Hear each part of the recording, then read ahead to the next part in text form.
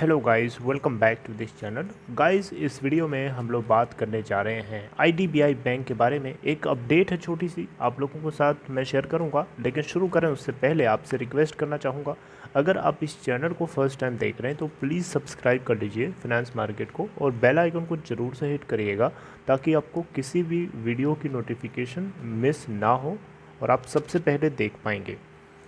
तो देखिए, IDBI bank की अगर हम बात करें तो फ्राइडे को 38.90 की ओपन प्राइस के बाद 39.25 का हाई बनाता है और 38.55 का लो बनाता है और 38.80 के ऊपर क्लोज होता है, जो कि 0.65% की तेज़ी के साथ बंद होता है।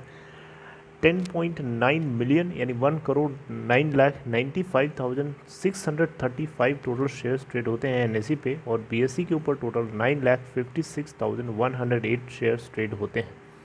मार्केट कैप आपको पता है 41,665.56 करोड़ रुपए है। देखिए, आईडीबीआई बैंक के डिलीवरी परसेंटेज की सबसे पहले मैं बात करना चाहूँगा कि क्या ओवरऑल डिलीवरी उठाई गई है। देखिए, स्ट्रॉन्ग परफॉर्मर बैंक है, आपको पता है 21 मई 2021 को डिलीवरी परसेंटेज में 0.6% की राइज हमें देखने को मिली है ओवरऑल एनएसई और बीएसई टोटल मिला करके, और 34.6% की डिलीवरी उठाई गई है अगेंस्ट टोटल ट्रेडेड क्वांटिटीज़। या आपको मैं बताना चाहूँगा, देखिए टोटल ट्रेडेड वॉल्यूम था 12.00 मिलियन, जिसमें से 4.1 मिलियन शेयर्स लोगों ने डिलीवरी के लिए उठा लिया। हम परसेंटेज में टर्न करेंगे तो परसेंटेज ऑफ डिलीवरेबल निकल के आता है 34.6%। ये डेटा आपको नोटिस करना चाहिए। इसके अलावा कंपनी यानी बैंक के अंदर शेयर होल्डिंग पैटर्न क्या है, ये भी आपको थोड़ा सा बताना चाहूँगा। देखिए, आईडीबीआई बैंक के अंदर आपको पता है प्रोमोटर्स की होल्डिंग सबसे ज़्यादा है। अब यहाँ पे प्रोमोटर दो तरीके के हैं, एक तो government of India central government है और दूसरी है एलआईसी, जो कि एलआईसी एक खुद सरकार की एक बड़ी सी बॉडी है। ओके, तो यहाँ आप देख सकते हैं एलआईसी और गवर्नमेंट ऑफ इंडिया दोनों मिल करके लगभग 94.7% की होल्डिंग रखते हैं इस बैंक के अंदर। अगर हम एफआईआईज़ और डीआईआईज़ की बात करें तो दोनों ने अपने परसेंटेज ऑफ स्टेक को Q4 में आते आते काफ़ी गिराया है, काफ़ी कम किया है, और पब्लिक शेयर होल्डिंग जबकि उल्टा बढ़ करके 3.6% हो जाती है 2.1% के कंपेयर में।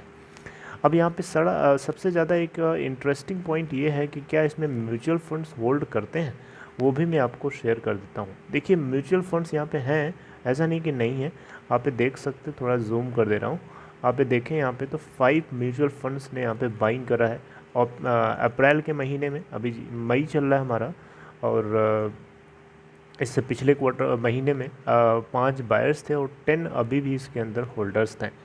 वहीं हम बात करें मार्च महीने के अंदर तो 11 होल्डर्स थे, 6 बायर्स थे और एक म्यूचुअल फंड्स यहाँ पे सेलर निकला था। फरवरी के महीने में देखिए 8 होल्डर्स थे, 2 बायर्स थे और 2 सेलर्स थे। और इसके अलावा जनवरी के महीने का देख लीजिए, 8 होल्डर्स थे, 4 बायर्स थे और 3 सेलर्स थे। अब मई के महीने का डेटा रिलीज़ होगा नेक्स्ट मंथ, तो मैं आपको अपडेट करूँगा। अब बात करते हैं एक खबर की, एक अपडेट के बारे में, आइए जानते हैं। लेकिन उससे पहले मैं आप लोगों को एक चीज़ दिखाना चाहूँगा गाइस, इस बैंक के परफॉर्मेंस को ज़रा आप एनालाइज करने की कोशिश करिए लास्ट के कुछ क्वार्टर से। देखिए, लॉस मेकिंग बैंक था ये बिल्कुल लॉस मेकिंग बैंक था। आप देख सकते हैं यहाँ पे लगातार इस बैंक ने लॉस बनाया है।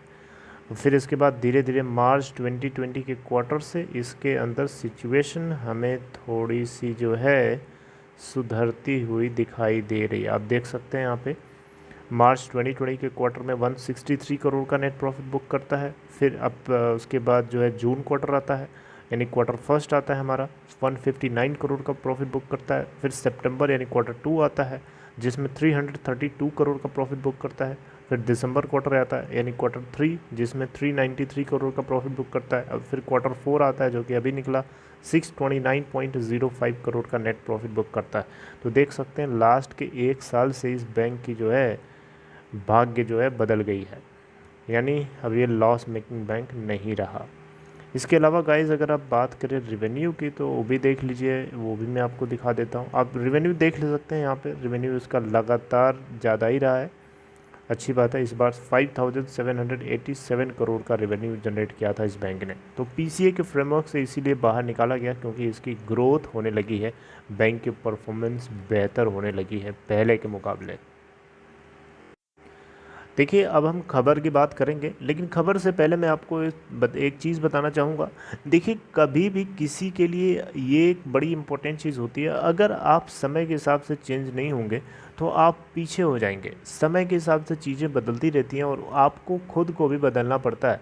उसी तरीके से यहाँ पे आईडीबीआई बैंक भी समय के हिसाब से अपने आप को बदलने की पूरी पूरी तैयारी कर रहा है।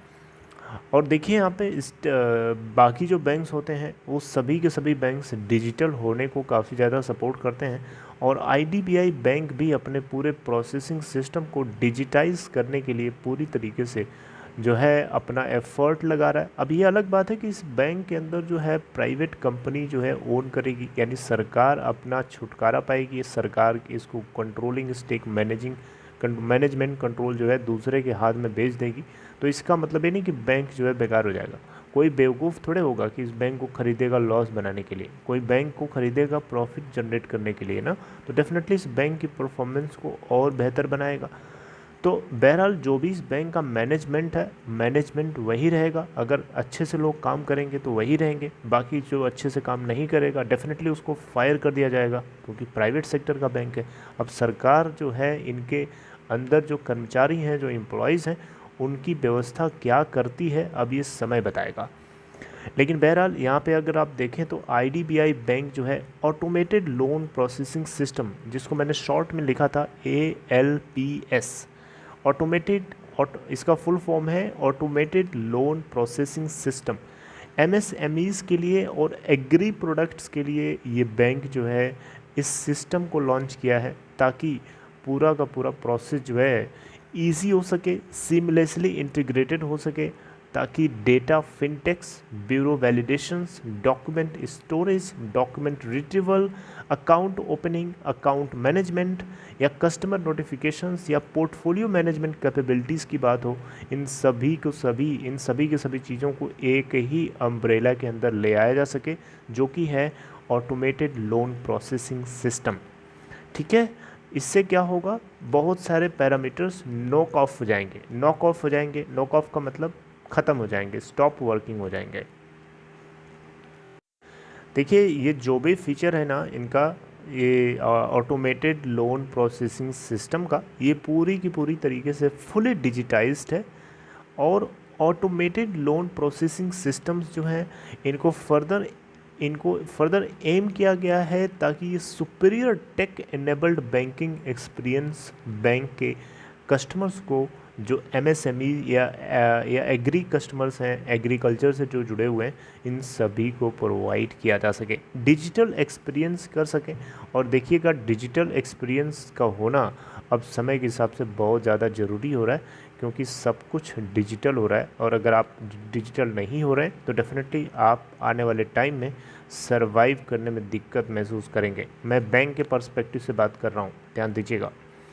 यहाँ पे अगर हम बात करें इस बैंक के लिए, तो ये जो प्लेटफॉर्म है ये इनकॉर्पोरेट किया गया है, ताकि डिज़ाइन किया गया है ताकि जो क्राइटेरिया एंड क्रेडिट पॉलिसी से जुड़े हुए पैरामीटर्स हैं, सुपीरियर अंडर राइटिंग स्टैंडर्ड्स हैं, इन सभी को नॉक ऑफ किया जा सके। इसका मेन मकसद है इस तरीके की चीज़ों को हटाया जा सके और लोग फ्रीली सिमलेसली इसको यूज़ कर सकें, अलग अलग टच पॉइंट की मदद से। देखिए, इस बैंक के अंदर जो डिप्टी मैनेजिंग डायरेक्टर हैं, जिनका नाम है श्री सुरेश खटनाहर, जो भी है इनका नाम, इन्होंने बताया साफ साफ कि जो लोन प्रोसेसिंग सिस्टम है टोटल 50 से ज़्यादा प्रोडक्ट्स लाइंस को अपने साथ कैरी करेगा और लगभग 35 इंटरफेस टच पॉइंट्स होंगे, जो अलग अलग सैटेलाइट सिस्टम से कनेक्टेड होंगे और सिमलेसली ये क्रेडिट लाइफ साइकिल को सपोर्ट करेंगे। लोन प्रोसेसिंग सिस्टम जो होगा, इस बैंक ने जो लॉन्च किया है ऑटोमेटेड लोन प्रोसेसिंग सिस्टम, जिसको हम शॉर्ट में बोलेंगे ALPS, ये बहुत सारे एग्जिस्टिंग कोर डेटाबेस को इंटीग्रेट करता है ह्यूमन रिसोर्सेज मैनेजमेंट सिस्टम से, यानी HRMS और भी बहुत सारे एप्लीकेशन जो बैंकिंग से जुड़े हुए होते हैं। तो डेफिनेटली ये सारी चीज़ें जो है आपस में इंटरकनेक्टेड है, और ये जो यूटिलिटी है ये बहुत सारे कस्टमर एक्सपीरियंस को एनहांस करने के लिए, डिजिटाइज करने के लिए काफ़ी हद तक जो है मददगार साबित होगी। एक टर्न अराउंड सिचुएशन जो है इस बैंक के अंदर लेके आएगी। तो मुझे लगता है कि आप मेरी बात जो है पूरी तरीके से समझ गए। So I would like to terminate my talks right here guys. If you like this content please give a thumbs up, and if you are interested to open demat account और trading account, in case if you are new to stock market, there is a link in description box of this video. You can click on that link to open your account in Upstock. See you guys next time. Take care.